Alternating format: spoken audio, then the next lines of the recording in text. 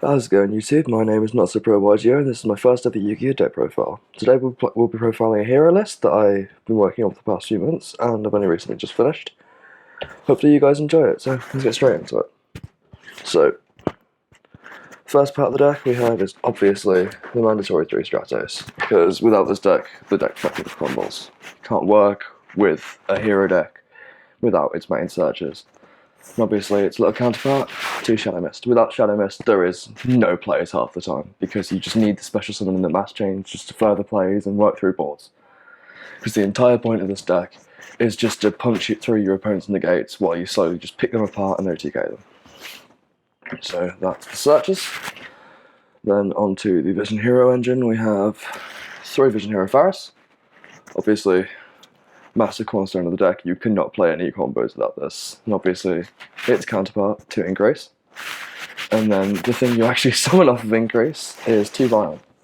Now, if you open Vion, it's not a big deal. You just kind of play with it being a normal summon in your hand. If you open Ingrace, it's kind of like one of the main cards you really don't want to see in your hand.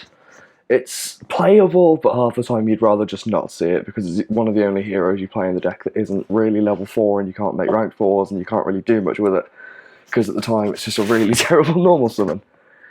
Then I only play a small Destiny Hero package, just 2 Malicious, because I'd rather dump Malicious and do a small combo with Cross Crusader and have to deal with the rigmarole of all of Fusion Destiny, and then playing a bigger hero engine just to get one disruption. It's such a waste of time. And then, to round out the actual heroes of the deck, we play 1 Solid Soldier and 1 Liquid Soldier. They're both amazing cards. If there was any sense in it, I'd play maybe 2 of one of them. The 1 Adusted Gold, because this card, literally getting you to your Malicious Bane, wins you so many games, it's unbelievable. And then mandatory 1 Elemental Hero on its Neos. Then for hand traps, I only play 6, simply because the hero engine for going second is a 29 card engine. That gives me 11 card space to kind of work around with, and I think it's kind of nice. So I play the 2 Ash. I'm thinking about bumping this to 3. When you say it's just so good. I was a massive budget player up until recently, and finally owning Ash Blossoms is the nicest thing ever. Then we have 2 Ghost Ogre. Again, really good, especially in this meta. Sometimes I find that opening Ghost Ogre can win me a game. It's so beautiful. Then obviously 2 Nibiru. I, again, only just picked these up recently.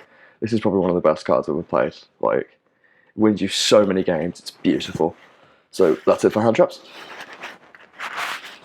And on we will go to spells. So, obviously, the mandatory 3 E-Emergency Call. This card is probably the best way to start a game. Worst case scenario, it's a little bit of Ash bait, so you can carry on.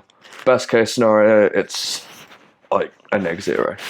We have the 3 Mass Change. Obviously, you play it because you need to see it.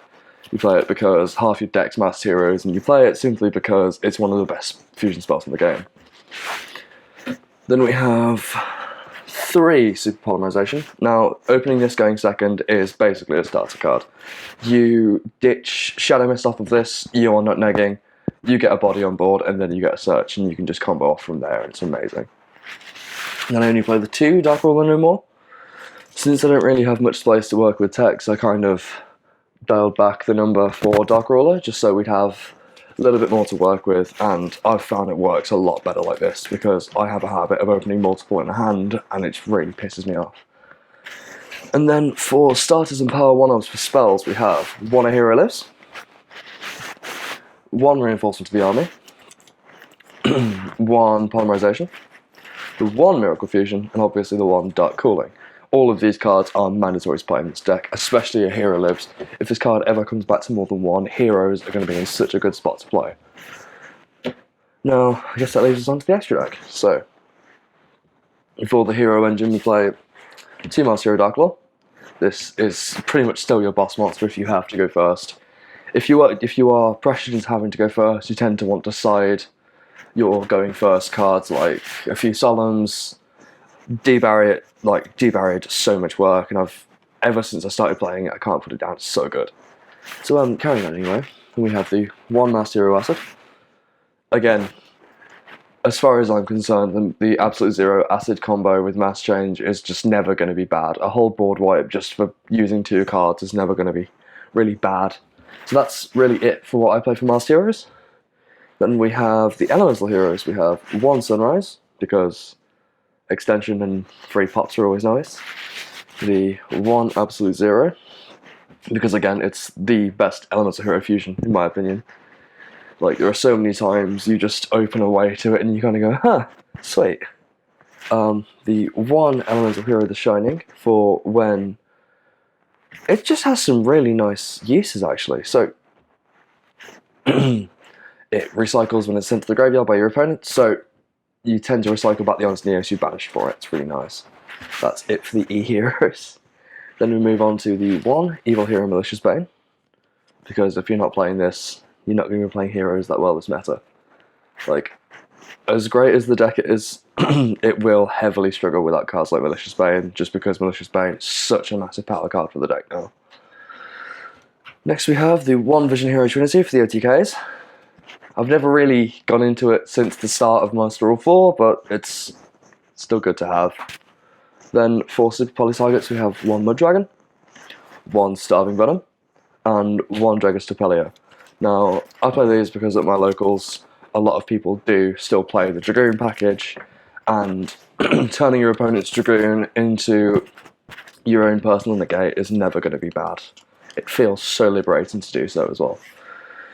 Then I play 1 Abyss Dweller, just because I have a habit of getting my special summon Ashed, at which point I kind of get left in a hole, so I tend to just kind of go Abyss Dweller pass. It's a bit shit, but it helps sometimes. Then we have, for all links, the 1 Cross Crusader. Crusader really helps in any form of playing Destiny Heroes, sorry. Simply because as soon as you've used Mali for anything, or even if you've just got Mali in the graveyard, linking up for 2, getting a free special summon, and then searching any hero you want is never going to be bad. Okay, then next we have the 1 Wonder Driver. Again, Wonder Driver is really good in the going first combo, because you end up... Well, it's really good for your going first combo with making double Dark Lord. It's not really the best, but when you're playing a blind second deck, making 2 Dark Lord going first is still pretty cool. And then finally, for the last card in the extra deck, we have 1 Dread Decimator. This card pushes you to OTK so much, and I'm so glad I put it in. Thank you guys for watching. Leave a like and subscribe down below if you'd like, and please feel free to leave me any comments on how I can make my channel and any of my videos better. Thank you for watching.